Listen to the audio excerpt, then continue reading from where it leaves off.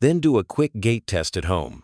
Pack the bag like a real trip, then try sliding it through a narrow doorway or a simple cardboard frame cut to your airline size. If you have to twist, shove, or body check it through at home, a gate agent can do the same thing at the airport. And they're the one who decides whether you pay and whether your bag stays with you. Get size under control and you've dodged the first landmine. But even if your bag fits the frame, 2026 adds another filter you feel the second you pick it up. How much that thing actually weighs. Weight limits are getting real. For years, carry-on weight limits were that line in the fine print nobody really enforced. In 2026, more airlines are starting to treat those numbers like they actually mean something. The rule you thought was fake is now very real. Many carriers cap cabin bags somewhere around 8 to 10 kilos, which is roughly 17 to 22 pounds. On paper, that sounds reasonable. Then you remember the suitcase itself already weighs a few pounds before you put anything in it. Add a laptop, sneakers, a toiletry kit, and a couple of just-in-case outfits, and suddenly you're a lot closer to the limit than you think.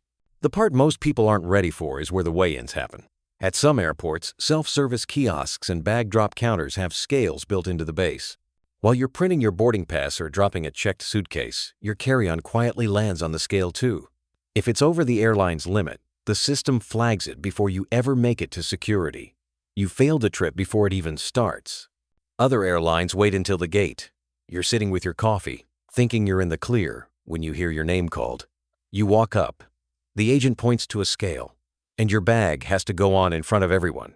If the number is too high, your options are all annoying. You can shuffle clothes between bags on the spot. You can pay an overweight or extra bag fee you didn't budget for.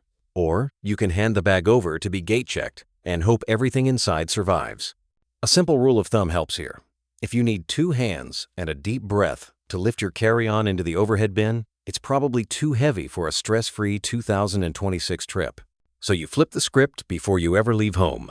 Buy a small luggage scale, the kind that hangs from the handle, and make it part of your packing routine. Weigh your bag in your bedroom, not in front of a gate full of people. If you're close to your airline's limit, wear your heaviest shoes and jacket instead of burying them in the suitcase. Move dense items like books or chargers into your personal item where the weight rules are usually looser. Frequent flyers use a simple 3 times test when deciding what earns a spot in the bag. If you won't use it at least 3 times on this trip, it probably doesn't belong in your carry-on. In 2026, the lighter your bag, the less you have to think about scales, surprise fees, and last-minute gate checks. And the more energy you have left for the next thing airlines are cracking down on. That personal item you've been treating like a second suitcase. Your personal item is not a second suitcase. If you've ever walked onto a plane looking like a mobile coat rack with a backpack, a tote, a duty-free bag, plus a jacket trying to hide everything, this part is for you. For years, personal item basically meant whatever else you can balance on your body. As long as the flight wasn't packed, most agents let it slide. In 2026, that mood is changing. Flights are full, overhead bins are claimed before boarding even finishes, and airlines are pushing staff to keep the aisles clear and the door closed on time. When things get tight, oversized personal items are the first thing that gets called out. On paper, the rule sounds simple. A personal item is something that fits fully under the seat in front of you. Not if you wedge it sideways, not if your feet share the space, but flat under the seat. A lot of airlines use something around 18 by 14 by 8 inches, which is about 45 by 35 by 20 centimeters, as the rough box your bag has to live in. The underseat space isn't identical on every plane, especially on tiny regional jets, but the expectation is the same. If your bag can't disappear under the seat and stay there, you can be told to check it. Here's how that bites in real life. You show up with a standard carry-on roller and a little backpack that honestly looks like you could go away for a weekend with it. Security doesn't say much, but at the gate, the agent starts scanning the line. Your roller is fine, but your backpack clearly belongs in the overhead. Now you're the one being asked to check something or pay a fee while everyone behind you watches and the clock is ticking. They're not being cruel. They're trying to avoid overhead bin chaos and a delayed departure. But you're the one paying in stress, time, and sometimes money. The fix starts at home, not in the boarding line. Pick one underseat bag and design it on purpose like a tool, not a junk drawer.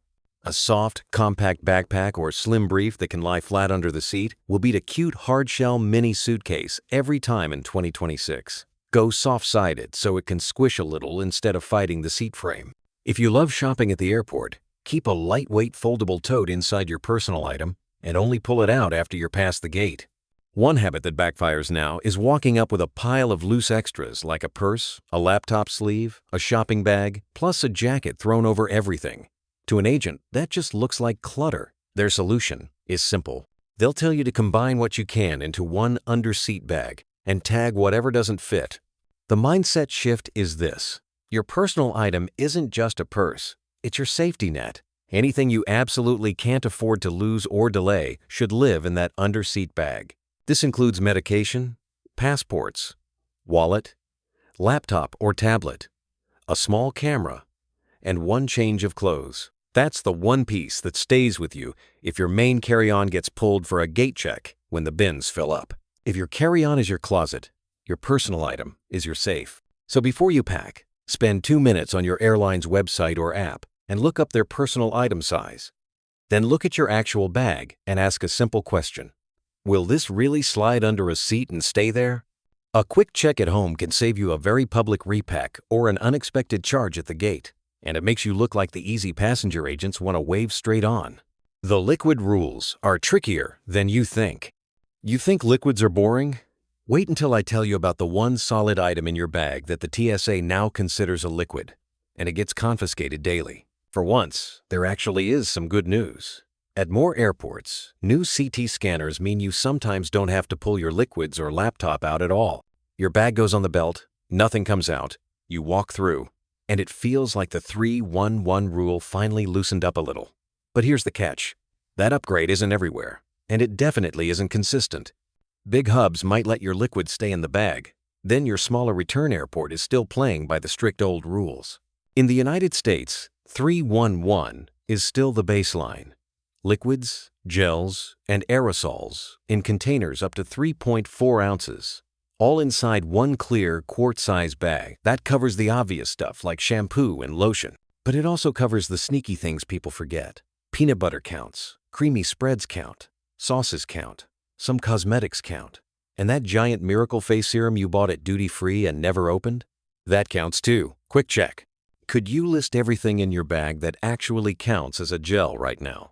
So, for 2026, don't pack for the easiest lane. Pack defensively like every airport on your trip is still using the strict version of the rule. Put every liquid, gel, and cream you can into smaller travel bottles and keep them together in one clear pouch near the top of your bag. If your departure airport has CT scanners that let everything stay inside, great. You've just saved yourself a step. If your next airport still wants the pouch out, you can grab it in 2 seconds without unpacking your entire carry-on on the belt. You can make this even easier by swapping categories where it makes sense. Solid deodorant, shampoo bars, conditioner bars, solid cleanser, and even solid perfume don't count toward your liquid limit at all. And they're basically immune to surprise rule changes at security. The more of your routine you convert to solids, the less you have to care which airport has CT and which one doesn't. Now picture the trap. On the way out, you fly from a big modern hub. Nobody makes you pull your liquids. Your laptop stays in the bag. And you start to think the 3-1-1 rule isn't a thing anymore. On the way back, you connect through a smaller airport. Different scanners, stricter line. Your bag gets pulled and unzipped in front of everyone. An officer is digging past your clothes to fish out one oversized tube that should have been in a smaller bottle or never packed at all. Think of CT scanners as a nice surprise, not a promise. CT is the bonus round. 3-1-1 is still the rule. If you're packed for the strict lane, the keep everything in your bag lane feels like a reward. If you gamble on the easy lane and lose, you pay with time, stress, and sometimes a full bottle going straight into the trash. In 2026, the smartest traveler isn't just the one who packs light. It's the one who packs strategically. Batteries and electronics can stop your trip cold. Imagine buying a $200 cordless straightener for your sister's wedding. You toss it into your checked suitcase to keep your carry-on light. You land, and your bag arrives. But the straightener doesn't. Why? Because you treated a lithium battery like a pair of socks. If there's one word that can turn a normal carry-on into a safety incident, it's battery. You're not smuggling anything exotic. You're just packing a chunky power bank, a smart suitcase, maybe that cordless curling iron. And those are exactly the things that can stop your trip cold. Over the last few years, airlines and safety agencies have all circled the same problem: lithium batteries that overheat, power banks, spare laptop and camera batteries, e-cigarettes, smart suitcases. They all live in that risk zone. That's why the core rule now is simple. Spare lithium batteries and power banks belong in your carry-on only, never loose, in a checked bag. Flip the battery over and look for the watt-hour rating, which is the W-watt number on the label. Most normal power banks sit under 100 watt-hours and are fine in your cabin bag. Once you get into giant bricks above that, you're in Ask the Airline First territory, and very large batteries are often not allowed on passenger flights at all. There's another quiet test that catches people off guard. Can your electronics actually turn on? If security asks you to power up a phone, laptop, or tablet and it's completely dead, that looks suspicious. In 2026, power is proof. If you can't hit the power button and bring it to life, don't be surprised if an officer decides that device shouldn't be flying with you. Smart luggage got pulled into this too.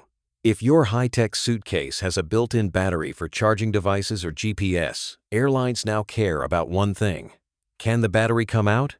On many carriers, you're expected to remove that battery and carry it in the cabin, especially if the bag is going into the hold. If the battery is buried deep in the frame and can't be removed without tools, some airlines simply won't take the bag at all. Think of it like an ID check for your suitcase. In 2026, your smart bag needs its own show me the battery moment. You should be able to unzip the panel, pop the battery out, and hold it in your hand in a couple of seconds, the same way you'd pull out a passport. If you can't do that in your bedroom, you really don't want to be learning at the check-in counter while a line builds behind you. Cordless hair tools are where a lot of people are getting blindsided after the recent updates. Gas-powered or butane curling irons and straighteners, and many cordless tools with built-in lithium batteries, are now treated as a serious fire risk in the cargo hold. On U.S. flights, the safe rule of thumb is this: if it's cordless and it gets hot, treat it as cabin only. One tool per person. Completely cool, with a safety cover snapped over the hot end, packed so it can't accidentally switch on. Spare gas cartridges don't get a ticket at all. If security finds a fueled or battery-powered hot tool sitting in a checked bag, they can pull it as hazardous, and there's a good chance you won't be getting it back. Medical gear lives under the same spotlight but with more sympathy. A CPAP machine often doesn't count as your regular carry-on, but its spare batteries always do. They still have to follow the lithium rules. Keep them with you in the cabin, cover the contacts with caps or original packaging, and be ready to say, "This is for my CPAP," if someone asks. Most officers will move you along once they know what they're looking at.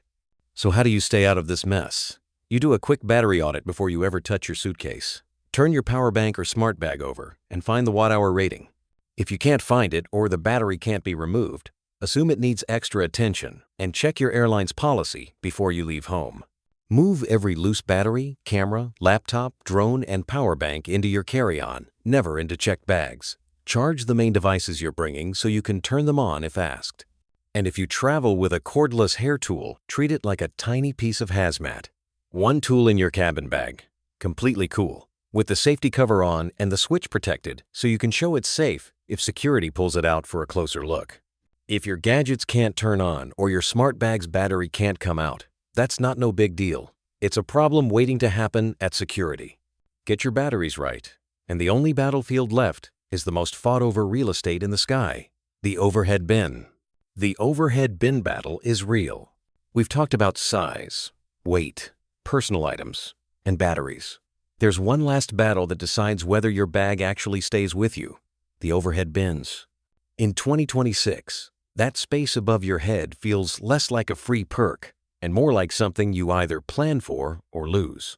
Airlines are packing more people onto each flight, turning planes around faster, and selling every kind of early boarding and priority they can. The result is simple: bins fill up earlier, and the passengers who board last get whatever's left, which is often nothing. You can do everything right on paper. Your suitcase fits the measurements, you weighed it at home, your personal item is truly under seat size. But you're flying basic economy, or your boarding group is near the end. By the time your zone pops onto the screen, elites, families, and half the plane are already on board. You walk down the aisle, and every bin over your row is crammed full of other people's stuff. Your bag hasn't broken a single rule, and it still ends up with a bright tag on the handle, disappearing down the jet bridge into the hold.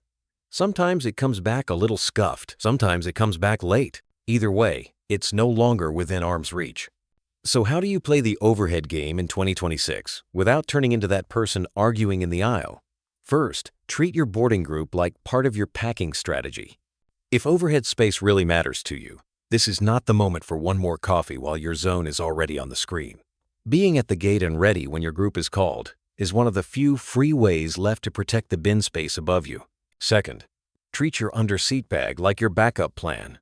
Anything you absolutely can't afford to lose or delay should live under the seat, not above your head. This includes your passport, meds, wallet, laptop, a small camera, and a change of essentials. That way, if your main carry-on gets pulled for a gate check at the last second, you're annoyed, but you're not stranded without the things that actually matter.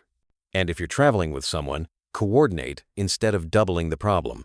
2 people each bringing a maxed-out roller is 2 bags fighting for the same overhead real estate. 1 shared carry-on in the bin and 2 well-packed personal items under the seats often works better. You cut your footprint in half and quietly increase the odds that the bag you care about most stays in the cabin. By 2026, overhead bin space isn't guaranteed just because your bag meets the rules. It's something you earn with how you board and how you pack. Play that part smart, and all the work you did on size, weight, and batteries actually pays off. Your bag ends up where you wanted it from the beginning, in the cabin close to you, instead of somewhere under the plane. When you zoom out, 2026 carry-on rules really come down to 3 moves. Pack a bag that actually fits. Keep anything risky where the rules want it. And stop betting that they'll let it slide this time. If you measure your suitcase with the wheels, keep your personal item truly under-seat size. Move every spare battery into the cabin and pack liquids like the strictest lane is waiting for you. You're already ahead of most people in the security line. That's how you walk past the sizer, the scanner, and the overhead bin drama without handing over your stuff, your time, or half the money you saved on the ticket. The rules do feel tighter now, but they're also a lot more predictable once you understand how the system thinks. Airlines are counting on most travelers not reading the fine print. You're not in that group anymore. If this helped you feel even a little more ready for your next flight, hit like so. YouTube shows it to other travelers who are still packing like it's 2019. Subscribe if you want more no-drama flying guides. And tell me in the comments what's the most ridiculous carry-on rule you've run into lately.